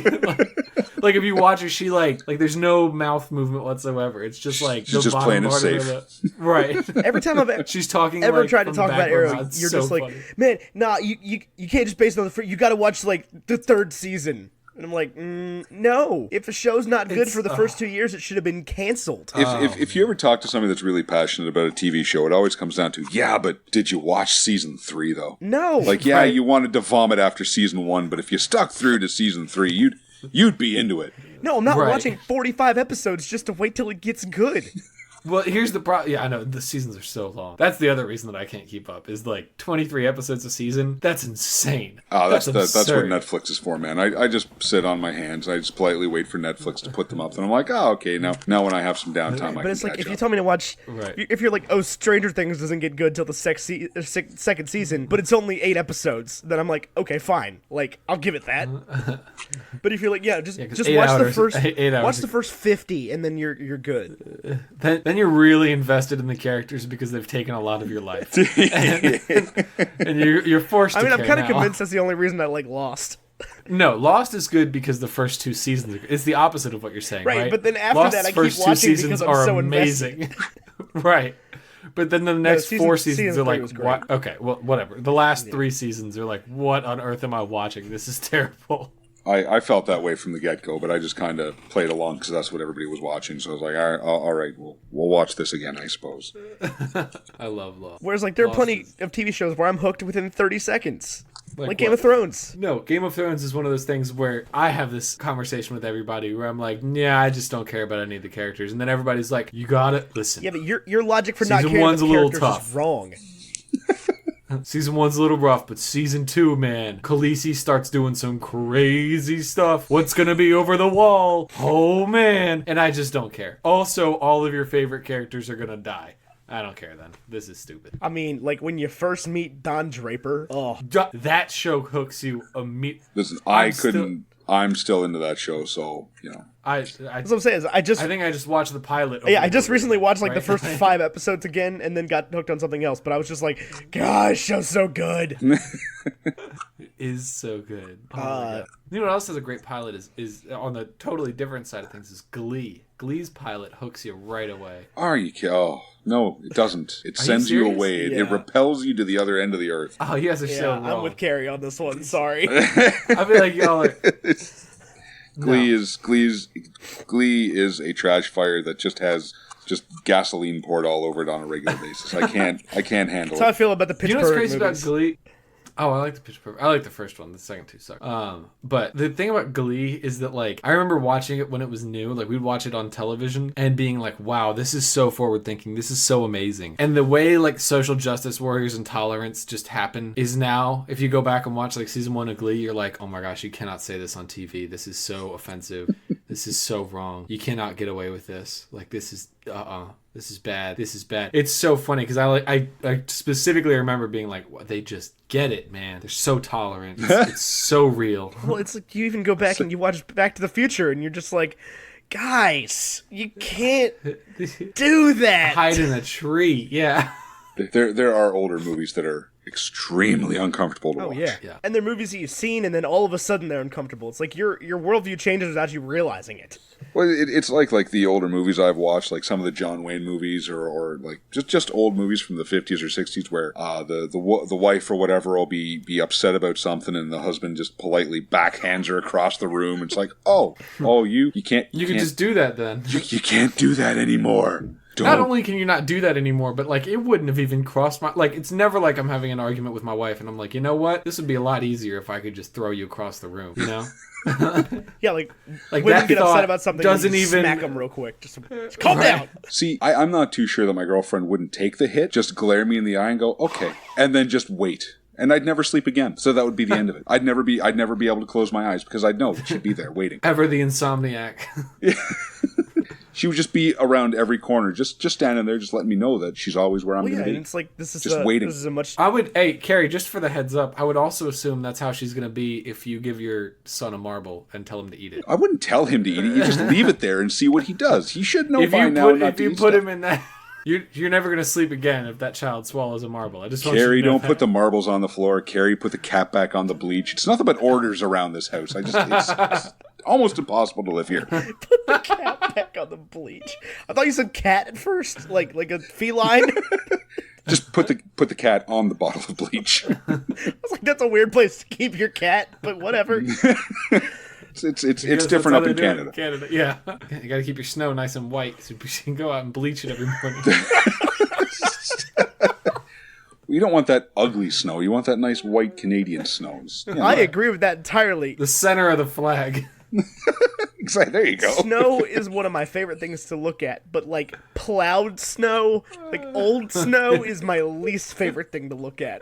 Ruins the environment. Listen, snow is nice to look at outside of the window, and that is where it is. If you're inside, it's like, yeah, man, that looks nice outside. But then you got to go out in that garbage. Also, and it's not nice. Let's just put this into perspective here. You're from Canada, where it snows all the time. It's probably snowing right now. It snowed. There's no way you know that on purpose, but yes. No, I mean, we have members of our Discord and stuff that are in like Minnesota and Wisconsin. They're just like, it's snowing again, and so I figured if it's snowing in Wisconsin, it's probably snowing in Canada. But whereas in Virginia, where we live, we get 1 inch of snow and the world ends. Yeah, I caught that. You guys really need a couple of better coping mechanisms about that. Like it really just is snow. It's not just snow, man. It's rear wheel drive trucks. Well, I know what to do with the snow because I just don't leave. Like, I'm not putting myself in the position to be around the idiots. It can't get me if I stay in here. The most dangerous thing on the road is all those other drivers, Right, man. That's the problem. Well, listen, that's the same up here. Like, you go through like the summer and the fall, and it's just like everybody's driving. I mean, they're not particularly good, but everybody manages. And then like 1/8 of an inch of snow hits the ground, and it's just chaos. Yeah. And everybody buys all the bread and milk, and school's shut for. We got 7 inches of snow or something like that, and they closed schools for a week and a half this year. We got like 7 inches of snow. It's like, listen, you're going to be in by noon, so you can sleep in, but your ass is getting in there by 12 o'clock. And I mean, I'm the son of a New Yorker, and so is Tyler. But my dad's just like, I can't believe all these people. They're just the snow starts and the world ends, and I'm just like, Dad, it's just let it go. We just don't have the infrastructure. We don't have. We don't, brand new plows we don't ready to spend go. the money on it because it happens once a year, and we just accept that. You just bite down hard and get through it. You buy your milk sandwiches and you move on with your life. Milk and white bread, man. That's I don't never. Yeah, everybody stock up on your perishables. It's snow time. There's 1/8 of an inch coming, patting down the hatches. Power might go out. Power does go out here pretty often when it snows. You're on the grid with a fire station. Oh, I was gonna not say your here, power should never be out. Yeah, no, my power is fine. Well, we had a brief outage, and I got a text, call, and email from the power company all at the same time. And they were like, "Hey, we are so sorry. We were working tirelessly to get that put back up." And I'm like, "Listen, Did you don't need believe to call." They did. I got an email and a text and a call like 10 minutes later, like, "It's back, baby." But I was like, "Listen, you don't need to, like, it's fine. You don't have to inform me at all about the power outage situation. I'm aware, believe it or I'll not." figure it out. And the other thing is, like, if I'll tell you what, I'll pay you $100 less a month to not tell me all this stuff. You don't have to put the man hours in. You don't have to do any of it. You just got to Take fix it the off the problem. bill, The man. beautiful thing about Right. Virginia and its incredibly mild winters compared to everywhere else in the world is my power bill this month was $30. That's nice for you, Ethan. Mine was $460. $30. My gas bill was $1. That is tragic. Yeah. I have a small house. Oh, I don't know what to tell you, man. You gotta get that gas heating going on in there. How does money work in Canada? Do you have like dollars? yeah, they have or- dollars that are. Well, have that you are ever worth played? less. Okay, so have you ever played a game of Monopoly? Yeah. Okay, you know how all the money is colored differently because children are idiots? Yeah. Canada's like that.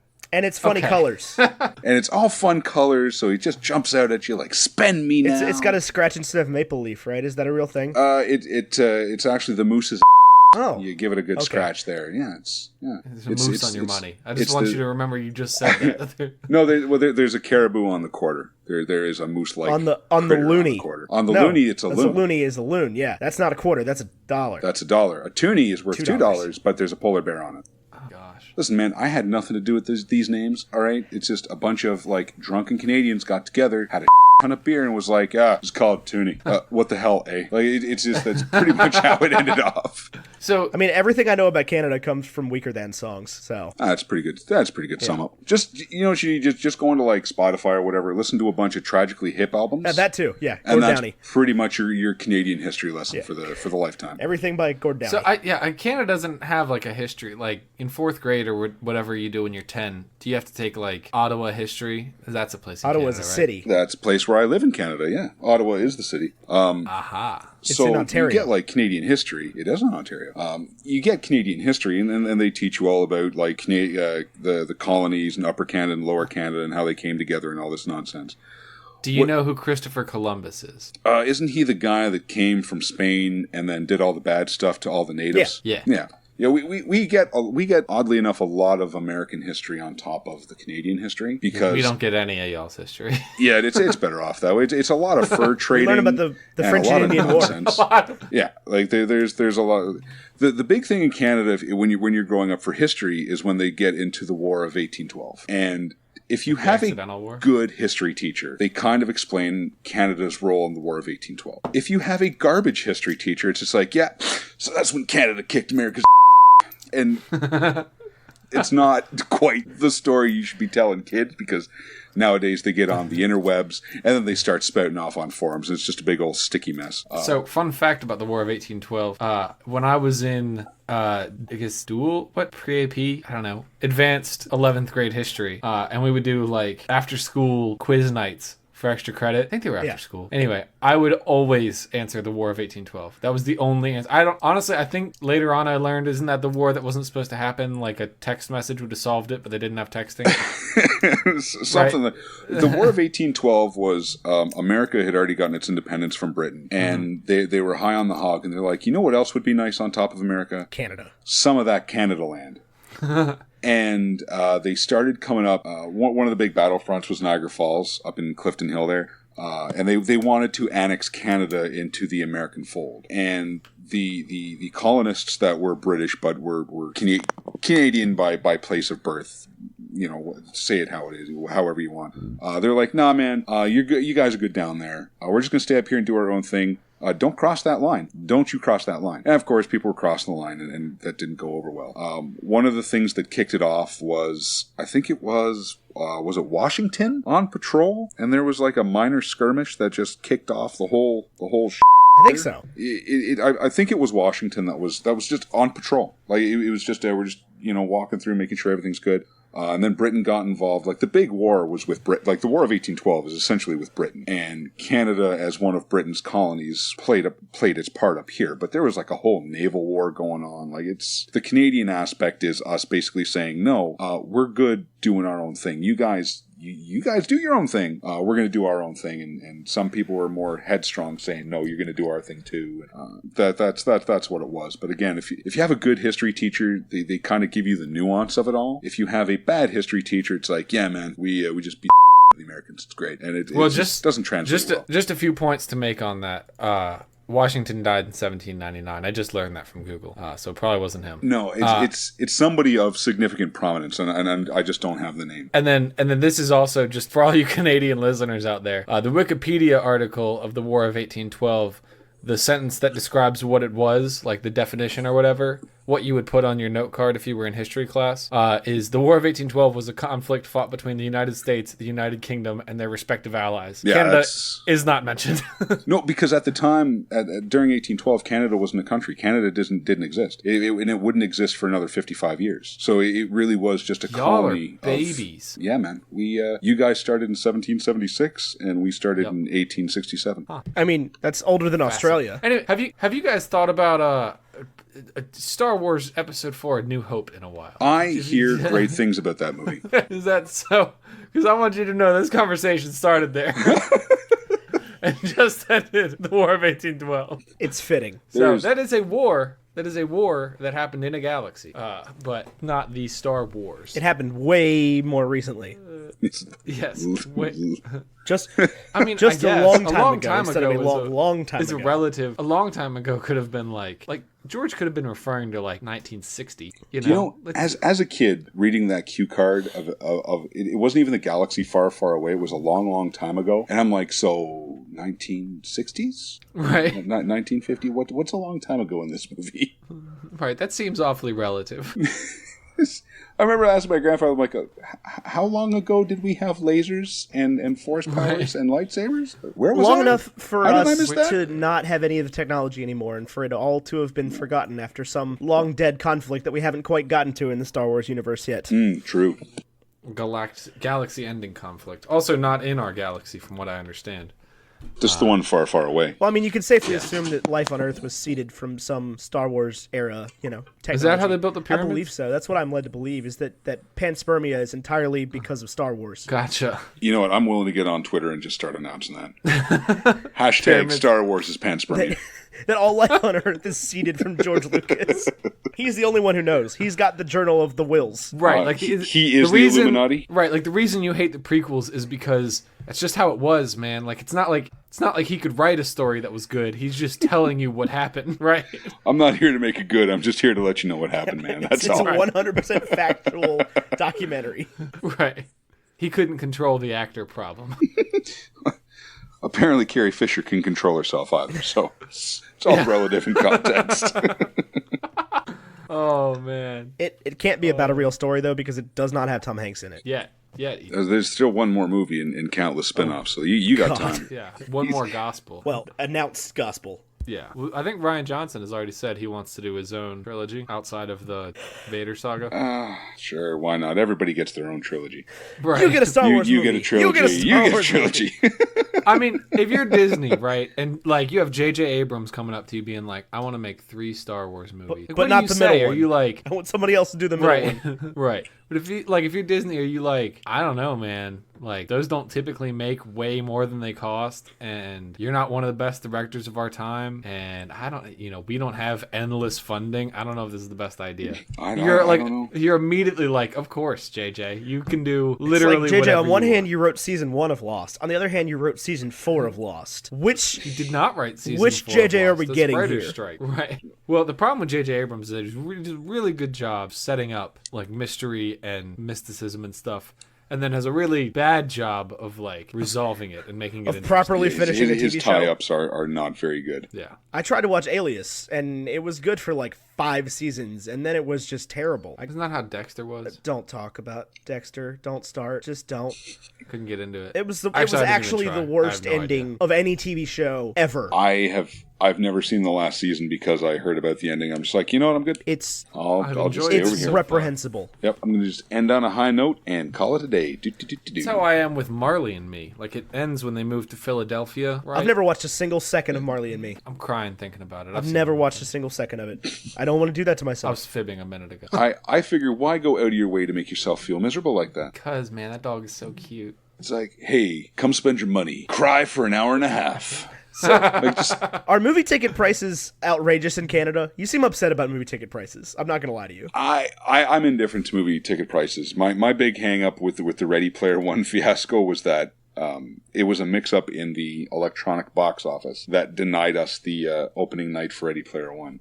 Movie ticket, they're not bad, so I can't remember quite where the exchange rate is between our money, but a movie ticket for me is around, I don't want to say $15, so... Whoa! I think it comes down, if it was American, it comes down to like let's just say $10. Okay, that's not as bad. Yeah, I don't think our Canadian exchange dollars rate is $11.73. Yeah, okay. So roughly $10. No, it's not unreasonable. You're going to want to bring a big jar of lube if you want to buy a bag of popcorn, though, because you're getting when you go to buy a bag of popcorn. Oh, that's the same here. Yeah, but aside from that, it's not like terrible. Like there are theaters you can go to that's like you're paying huge dollars to go, but those are like the theaters where you can sit down and there's waiters and waitresses that bring you like a beer or whatever you want from the restaurant. It's those theaters. Everything Ethan else has those theaters. I go to an antique theater that's 100 years old, and the tickets cost $9, and the popcorn costs $2, and it's amazing. I love it. It's the best. I don't thing like popcorn that Granted, much. It's 100 years old, and so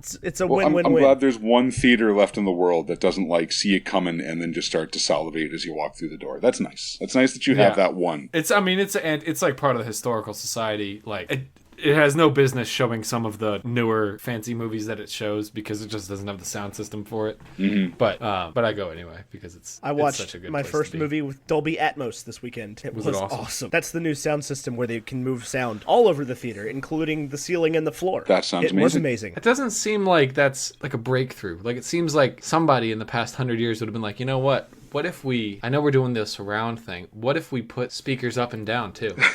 Well, now they have them, and there's one theater in Hampton Roads that has it. And one theater in one like movie cinema. I can't think of anywhere out in the Ottawa region that would have something like that. And there very well could be, but I don't think we have anything like that in Ottawa. They got a couple of those in Toronto. So is Ottawa not like a big... Canada's like empty, right? There's like not that many people, and it's a gigantic country. I think our development land ratio is 15%. I think is where our population sits in the country. Like 15% of the land is populated. Right. Yeah, Canada has 36 million people as of 2016. Yeah. We have a third of that in New York. Yeah, you are tight. Yeah, we're literally 10 times that. They are tight. Ottawa is significantly smaller than Toronto. Toronto's amalgamated a lot of the area around it under its umbrella as the megacity. Yeah, and then you have the Greater Toronto area around that feeds it a nonstop stream of people. So that's like Hamilton and Kingston, right? Stuff like that. Yeah, that's part of Kingston's not part of the GTA, but Hamilton's part of the GTA. Kingston is between Toronto and Ottawa. Like if you're driving down the highway from Toronto to Ottawa, you hit Kingston right pretty much dab in the middle. I've been to Kingston. That's the one place in Canada I've been. As long as we're sharing more fun facts about Canada, the life expectancy in Canada is 4 years better than that of America, which is just an interesting fact for you. May have something to do with the fact that we can't just go and get a gun. I don't think that's it. I'll be honest with you. Neither do I. It's probably got a little bit to do with free healthcare and a little bit to do with unlimited space. The space is nice, but the healthcare is. I mean, you pay for your healthcare. It's not free, but it's free-ish. You pay for it through pretty high taxes. But again, I'd rather pay higher taxes and just be like, yep, totally need to have this leg sewn back on and walk out of the hospital with not too much of a bill. Yeah. Yeah, I don't know. I honestly don't know. I'm not sure I have an opinion on this, so I don't know if I can weigh. There's lots of reasons why, I'm sure, but yeah, I don't know. There's also just a lot less people. I've been in the States a bunch of times for work and all that jazz. There's a lot of stuff I like down there that I would prefer, but there's a lot of stuff up here that I like to have. Just to, like a lot of like the social programs in Canada really are just safety nets that sometimes you don't even get to, even if you need them, you don't necessarily get them. You have to do a little bit of a song and tap dance. But it's 6 of one, half a dozen the other. I've kind of lived on both sides of the border, so I'm fine either way. Yeah, I mean, at the end of the day, there's free speech, and the average life expectancy is more than 70 years instead of like 40, and we fast internet connections, and we can produce a podcast and say whatever we want, and that's pretty cool. Yeah, exactly. It doesn't necessarily suck to be from either place compared to how much it could suck. Right. Oh no, there's an Isle of Suck like right across the ocean. Which one? I'm pretty sure if you go either way. It's true. You could go to Swaziland where the average life expectancy is 47 Good years. Lord. I have said this on the podcast before that I feel some weird compulsion to live in rural Canada. It's like it calls to me. So I live in rural Canada. It's rural in North America, man. It's houses, farms. How romanticized is it by Gord Downey? How many lies does he tell about how great it is to live in Canada? The man was like Canadian 100%. The man couldn't have been happier. Like, if you watch an interview with him, he wants nothing more than to be a Canadian. That's it. That was it. If he didn't make it big, he was just happy being a Canadian. That being said, there are some stuff where a lot of his music is like gives a nice soft mellow tone to some pretty tragic stuff that happened up here. But I think it's pretty on point by a man that bleeds the flag. Does everyone play hockey? At some point in time in your life, every Canadian plays hockey, yeah, but like not necessarily well and or on ice. Did you play hockey? I did not. Hockey was for families that had things like money. We did not. So Cary played soccer. But fun. That is still the way it is in the States as well. Yeah, it's hockey. Hockey up here, everybody, I guess, will watch hockey or can sit down and watch a hockey game. But for the most part, I think with a lot of like new immigrants coming in, like hockey is still very prominent, but you can see it's starting to show cracks in its wear. You know, a lot of like soccer is really starting to get a lot heavy, like a bigger, heavier presence up here. So 50, 60 years from now, I'm not sure it'll be the same game. You a big Senators fan? I could give a rat about any hockey team. I really don't give a shit. Do you follow any sports? Do you follow like American football? I used to in high school. I used to be a big Buccaneers fan. Interesting. The Bucks? Yeah, man, I don't know, man. I guess it was, I used to go to a friend's house and his dad always used to watch the Buccaneers. So I just started watching the Buccaneers, man. Man, it's hard to find Bucks fans anywhere in the States. You can go to Tampa.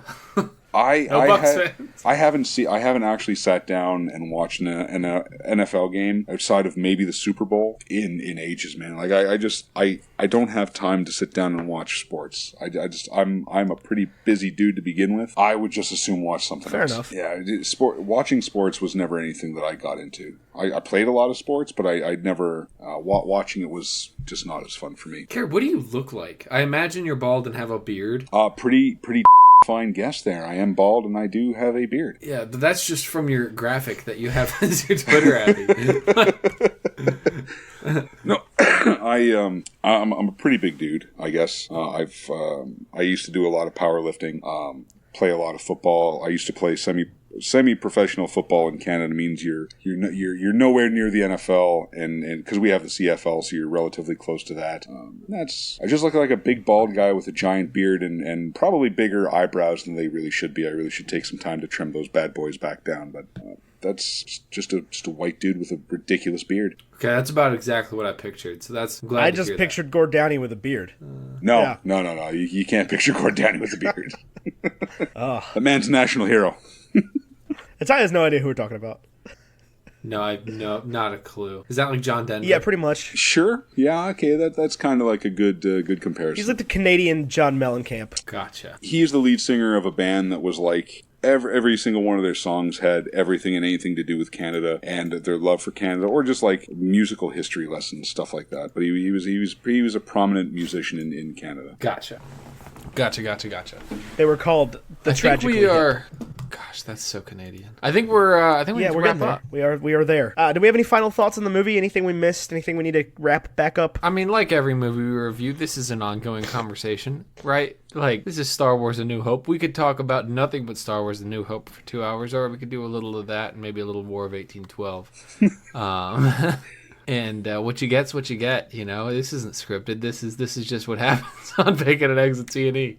I think everybody's kind of watched A New Hope so much that I don't think there's... If you're listening to a podcast about A New Hope, you've seen A New Hope. You know what A New Hope's about. I don't think there's too much in the way of plot that you're really going to give away to anybody or that anybody really needs to know about. And I feel like the opinions are cemented. Like, if we came in here and we were like, this movie's garbage... It is people would just stop terrible. listening to the podcast. Right. It'd be like, oh, well, these guys are just trying to get a rise out of me, but they won't succeed. Unsubscribe. So I think, we could pretty well say that it's just amazing. I think the big talking point about A New Hope is the impact it would have left on any of us that saw it when we were younger and how that made us feel and what that kind of led for us to get into down the road with science fiction and just our overall passion for it. Agreed. For sure. So we got to do a series rank. Well, we got to do a villain ranking. A series ranking. We got to put it on the Bacon and Eggs big board, and we got to give it a breakfast food. So do they do breakfast? Let's start with a villain. How do we feel about Darth in this movie? Oh, Darth isn't the villain. Who's the villain? Tarkin's the villain. Tarkin is by far the villain. I would say that Tarkin, compared to Vader, I mean, Tarkin's the one in charge of Vader, is he not? Like, in the rank and scale of things? Here's my understanding, is that Tarkin, I'm going to get as much Game of Thrones knowledge as I can out of this, is that the Emperor commands Tarkin, but then you've got Vader, who's sort of the hand of the king. Yeah. Does this make sense? Yeah, that's a good way to look. Like, that's a solid analogy, sure. Yeah, well, he's like, I guess it's almost more clear in the newer ones with General Hux and Kylo and Snoke, and those are their, like, direct kind of... So Tarkin's in charge of Starkiller Base. Of Death Star. Tarkin's in charge of Death Star. I got myself confused. Starkiller Base. I stopped there and went, what? Tarkin is in charge of the Death Star. He made it? Because he took it from Krennic. You made this, I made this. I made this. This is mine now. Okay, so It's kind of the exact plot of Ready Player One. what do you think about Grand Moff Tarkin, then? I love him. I think he's a solid bad guy. He's a solid. If you remove Vader out of the equation, he's solid. Yeah, he blows up a whole planet, like in front of its princess. Just to prove a point. Well, they both did that. That's insane. Not Alderaan. They didn't both blow up Alderaan. Who? Vader was there. Yes, he was. But anyway, he blows up a planet. So on a That's scale nuts. of between Tommy Lee Jones as Two-Face and Heath Ledger as the Joker, where does Grand Moff Tarkin fall? That's our villain scale, by the way, for worst and best villain of all time. I would say he's up. He's pretty close to the Joker. Yeah, I'd give him like an 8. I can agree with that. I can get down with that. Yeah. Okay, so where does this fall on our Star Wars ranking? Currently, from the bottom up, I believe it's Phantom Menace, Rogue One, Clone Wars, Revenge of the Sith, and then The Last Jedi. This is better than The Last Jedi. I would agree with that. Definitely better than The Last Jedi. Yeah, okay, Fair that was enough. easy enough. Yeah, no questions there. Cool. Excellent. Yeah. It's not... On to the big board. This is the real question. Do I need the list from the bottom up, all 27? No, you don't. In fact, I think I think it's between this, Back to the Future, and Monty Python. I don't think any of the Marvel movies are in contention. No. This is better than Back to the Future. Okay, so it's between Monty Python and... I mean, let me put it this way. It is not the best movie of all time. I think it is the most timeless movie of all time. I would agree Monty with that Python's simply really because just the effect it would have had on me or us as kids, I would give it more than Monty Python. Well, and it's like somebody's like, oh, I've never seen Star Wars, and you have the Ted Mosby reaction. You're like, what? You've never seen Star Wars? What do you mean?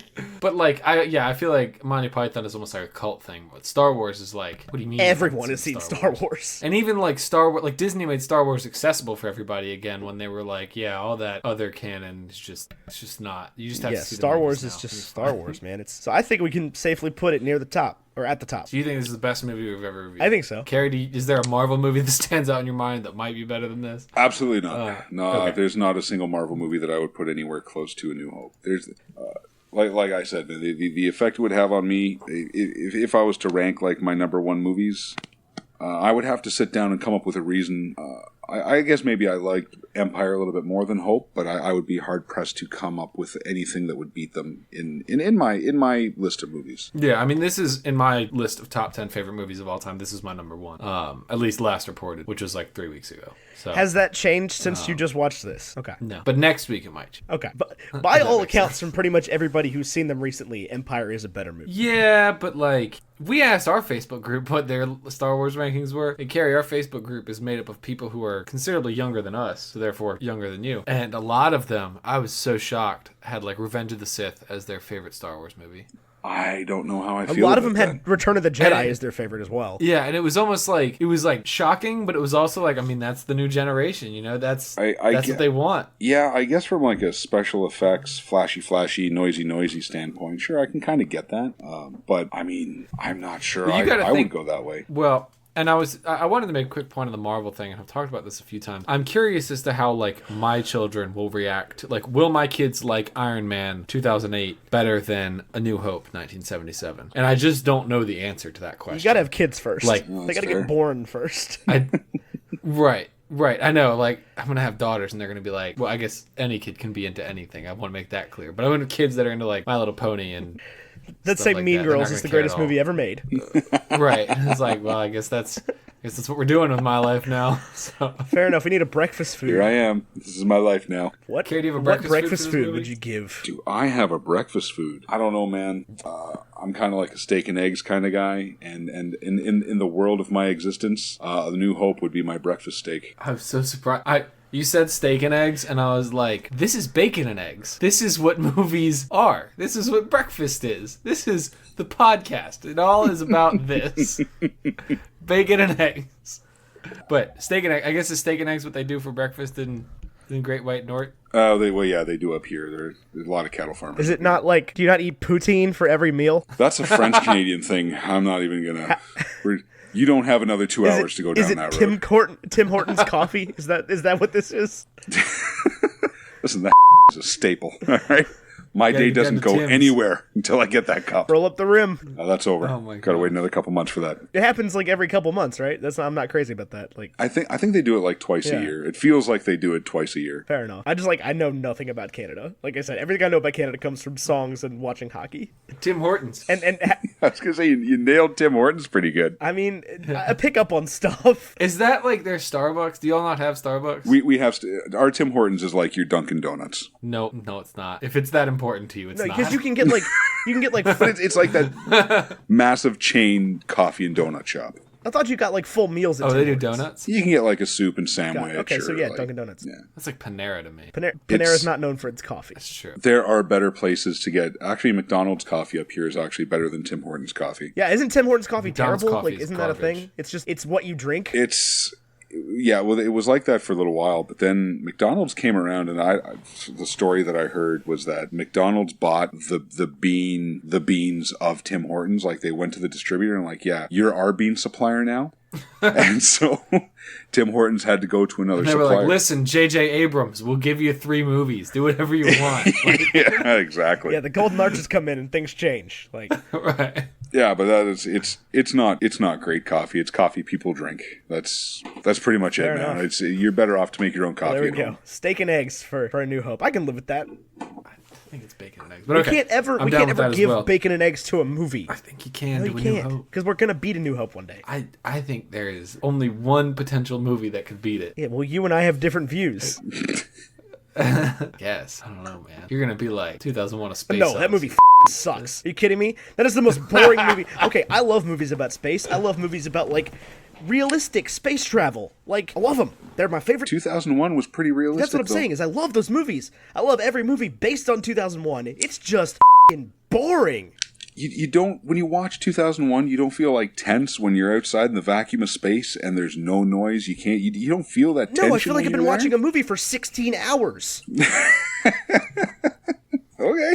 I feel like when I was 8 and I went to the movie theater to see Gods and Generals and it had an intermission. Yeah, I felt the tension. I don't know. It's not a bad movie. It's just not my favorite thing in the world.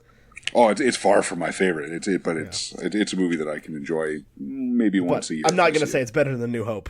Oh God, no. It's nowhere close. Fair enough. Hey, what do we do now? Do we sign Guess off? so. What's next for Cary? Well, how's Nerdium going?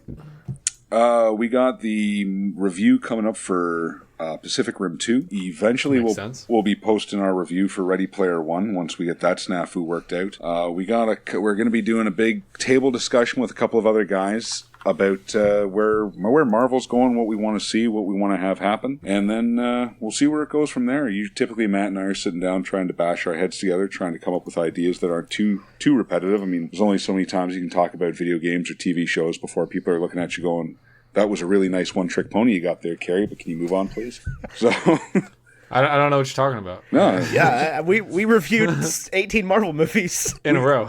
well, we I think some of our episodes that people like the most have been our movie reviews. So, but we try to like go out a little bit further than that. I know Matt and I are extremely busy, so we have a hard time sitting down and watching a movie at any given moment. But that's where we are now, just trying to get things going. We're still pretty new. I think we only have like 5 or 6 episodes out there, and I know one due to technical issues is practically unlistenable. So I think it's the Star Trek one where it sounds like we're underwater in a tube and it's nothing but it sounds like the bass of my voice has been cranked to 10. So it was a unique lesson in audio engineering for Matt. Yeah, we've come across some of those. Yeah, our first episode on Iron Man is all it's mixed bad. wrong. He's really loud, I'm really quiet, and I went and listened to it the other day, and it's just awful. Yeah, Did you do a pilot before you launched that like never made it onto the airwaves? we tried. We had sat down at one point in time and then tried to talk for a little while and just blankly stared at each other for like 15, 20 minutes. We're like, okay, break and regroup. Yeah, we before it was like any sort of film review, we were just gonna do like a two dudes talking kind of, we'll see where the conversation takes us kind of thing. Mm-hmm. And it turns out if you're not like a professional host and do that all the time, the conversation takes you absolutely nowhere, and it's lame and not good. So we trashed that and regrouped with movie reviews. No, it's good. I know I've listened to a bunch of your stuff. I know Ethan has exceptional taste in movies. I do my best. But What are you trying to say? I'm just saying that I was raised in a very Turner classic movie, not household so much as my grandfather just made sure that I sat down and watched them all. So I was legitimately raised in a Turner classic movie household where we sat down on Saturday nights and watched Robert Osborne tell us about the essentials. Yeah, right. So like I used to sit down and watch all the essentials. Yeah. I mean, I have some really good memories with my granddad watching those movies. So I'm just kind of passing Ian that little puck there to say it was just good to hear some of the movies that if I tell somebody, if somebody asks me how to spell my name, I'm like, oh yeah, it's just spelled like Cary Grant. There's a certain age group that'll be like, oh, Cary Grant, yeah, absolutely. Brings a joy that to my age heart. group is pretty much dead now. And then the rest of the people are like, who? I'm like, yeah, I would. I love Cary. Cary Grant's like one of my top 5 actors of all time, legitimately. my ultimate goal for who to get on the podcast as a guest is Ben Mankiewicz. He, because of my mother's great love and affection for Cary Grant is how I got my name. That's awesome. That's so cool. She saw that name on a guy and thought that was just the cat's and she also had a thing for Cary Grant and his chin, and that was my destiny from there on out. Did you just say the cat's? Do you guys not say the cat's? No. It's cat's pajamas. Oh, okay, my God. fine, I've whatever. learned so many things during the recording of this podcast. Well, Cary, it's been an absolute pleasure to have you on. Thank you so much for coming on the show. Oh, my pleasure, guys. It was a blast. So you can hunt us down at Nerdium Podcast on Twitter. If you got some sort of bone to pick with me or want to hook up with me, you can find me at the Big Bald Nerd on Twitter. You can find our podcast on Podbean. I think we're still on Stitcher, iTunes. We're all over the place. Just type in Nerdium Podcast, and you'll get the full run on Facebook and Instagram and all that sort of good stuff. Unless you actively did something to remove yourself from Stitcher, you're probably still there. Yeah, there you go. We're probably hiding out somewhere. You're also on Overcast. That's where I listen to your show. Ah, there you go. Yeah, you're on about 20 different directories just from iTunes alone. So Matt is actually our guy that handles all that kind of stuff because. I seem to have giant sausages for hands, and technology doesn't always work for me. So he takes care of all that kind of stuff for us. You wouldn't dare say that sometimes technology is a challenge. No. It was just so easy to connect this time around. I was surprised there wasn't any snafus anywhere. like a Skype phone call. I cannot imagine. Couldn't imagine anything going wrong at like the last minute. Right. And starting yesterday. Right. Well, it all worked out in the end. Absolutely, guys. And again, thank you for having me on, guys. It was a blast to finally get a chance to talk to you guys and be on the show. Absolutely. Yeah, this was amazingly fun. Sometimes we haven't had a bad experience with it yet, but sometimes I worry when we, work with somebody that we don't have like a long-standing personal relationship with that it's going to just be a dumpster fire. And it still hasn't happened yet. Knock on some wood. So, you guys are due. It's coming. It's coming for you. We'll have a bad guest, I'm sure. Oh, I'm sure. Yeah. All right. Well, you can find us on Twitter at Baconandeggs23, or you can find me on Twitter and Instagram at AmeriCarlin. That's America, not Canada, but America, RLIN. And you can find Ethan on Instagram and Twitter at WowNow. That's W0W-N0W, so the O's are zeros. You can also join our Patreon. We have a ton of awesome reward perks set up over there. It's at baconandeggs.com/Patreon. But if you love the show and don't want to spend any money, that's totally fine as well. We also have a Facebook group that is free for everyone forever. And it's a really, really great community over there, and we interact with both just pretty much equally. We had so much fun this week. All the links to Cary and all of his stuff are going to be down there in the doobly-doo. And next week we'll be covering Empire Strikes Back. Come listen to that. It'll be fun. Go watch that. Yeah. And until next week. Did I miss anything? Arrivederci. A New Hope.